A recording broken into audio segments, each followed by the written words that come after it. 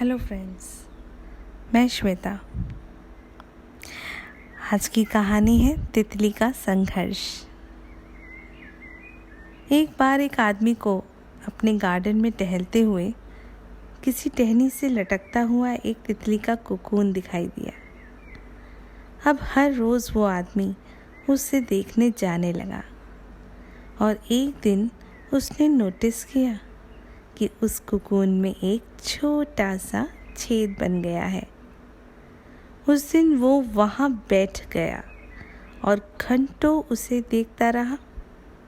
उसने देखा कि तितली उस खोल से बाहर निकलने की बहुत कोशिश कर रही है, पर बहुत देर तक प्रयास करने के बाद भी वो उस छेद से निकल ही नहीं पा रही थी।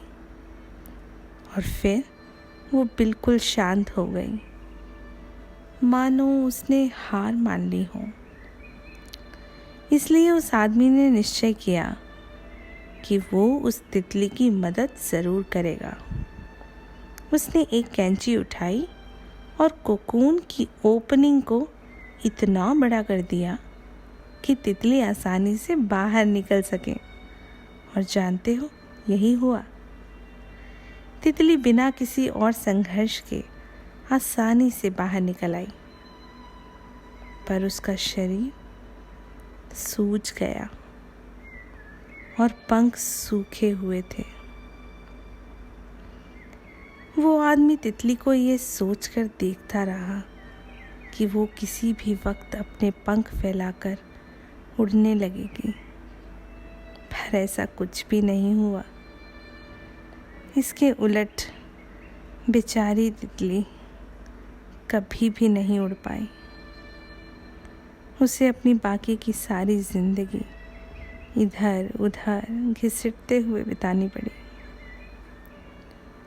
वो आदमी अपनी दया और जल्दबाजी में यह नहीं समझ पाया कि दरअसल कोकून से निकलने की प्रक्रिया को प्रकृति ने इतना कठिन इसलिए बनाया है ताकि ऐसा करने से तितली के शरीर में मौजूद तरल उसके पंखों में पहुंच सके और वह छेद से बाहर निकलते ही ऊंची उड़ान भर सके। जानते हो, वास्तव में कभी कभी हमारे जीवन में संघर्ष ही वो चीज़ होती है जिसकी हमें सचमुच आवश्यकता होती है। यदि हम बिना किसी स्ट्रगल के सब कुछ पाने लगे तो हम भी एक अपंग ही के समान ही हो जाएंगे। बिना परिश्रम और संघर्ष के हम कभी उतने मजबूत नहीं बन सकते जितना हमारी क्षमता है। इसलिए जीवन में आने वाले कठिन पलों को सकारात्मक दृष्टिकोण से देखिए। वो आपको कुछ ऐसा सिखा जाएंगे जो आपकी ज़िंदगी की उड़ान को पॉसिबल बना पाएंगे। संघर्ष से मत डरिए, बल्कि उसे करिए। धन्यवाद।